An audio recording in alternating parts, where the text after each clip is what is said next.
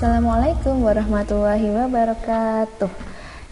Hari ini kita akan belajar tentang siklus hujan dan mata pencaharian penduduk di Indonesia. Bunyi hujan di atas genting. Nah, hujan sering kita lihat di lingkungan kita. Pernah hujan-hujanan? Pasti pernah ya. Nah, kemanakah berasal dari manakah air hujan ini? Oh, dari langit. Lalu untuk apa? Apa yang bisa kita manfaatkan dari hujan? Mandi, minum, mencuci, ya, dan sebagainya. Lalu kemanakah perginya air-air itu tadi? Apakah air itu bisa habis? Nah, bagaimana kalau air hujan tidak ada tampungan atau selokannya meluber? Iya, banjir karena banyaknya sampah, tumpukan sampah, penebangan pohon sembarangan, dan sebagainya, sehingga menyebabkan beberapa orang harus mengungsi karena rumahnya kebanjiran. Nah, lalu air-air itu akan kemana ujungnya? Iya, betul sekali. Air akan menuju ke muara sungai yang menuju langsung ke laut, kembali lagi ke laut. Ini adalah suasana laut di siang hari, sangat panas di pantai ya. Nah, terus airnya kemana lagi setelah ke pantai ini? Sudah di pantai saja. Lalu dari mana air hujan? Anak-anak, air hujan itu berasal dari siklus air yang bermuara lagi ke pantai. Perhatikan siklus air berikut. Seluruh proses perubahan bentuk air yang terjadi secara alami di lingkungan termasuk ke dalam siklus air. Air di lautan akan menguap ke udara akibat panasnya matahari, kita sebut sebagai evaporasi.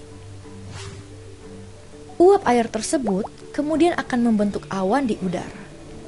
Saat awan tersebut dipenuhi oleh molekul air akan turun kembali ke daratan dalam bentuk air hujan, yang disebut dengan proses presipitasi.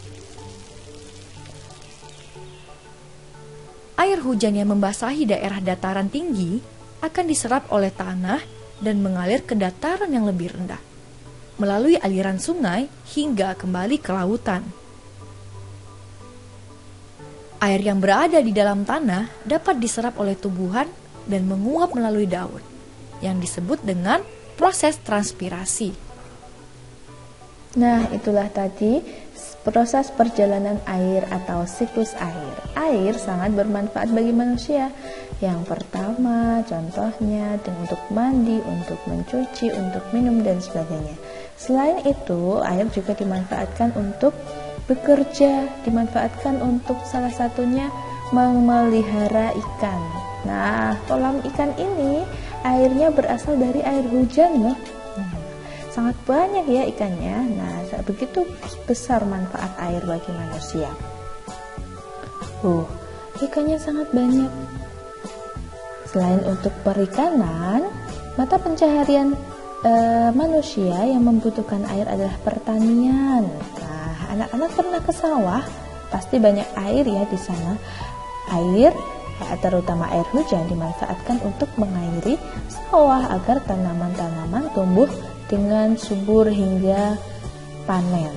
Nah, selain tadi yang banyak, pasti hampir semua tanaman yang ada di sawah itu memerlukan air. Iya.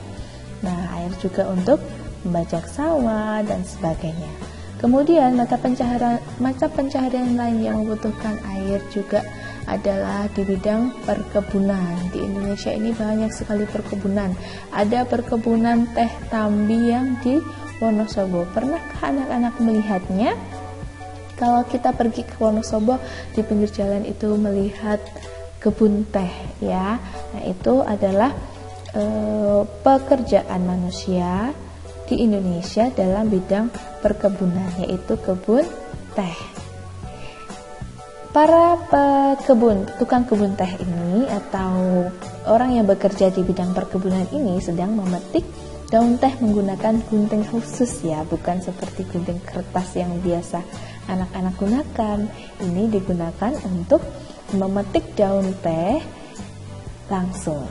Kemudian pekerjaan lain adalah pekerjaan di bidang jasa. Di antaranya adalah sopir, kemudian ada tukang cukur, kemudian ada juga guru,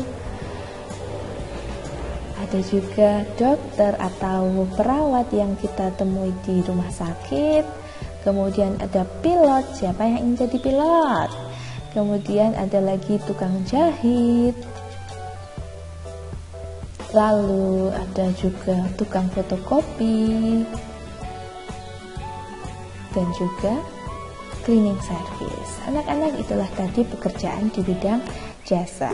Nah, alhamdulillah selesai. Hari ini kita sudah belajar tentang siklus hujan dan mata pencaharian penduduk di Indonesia.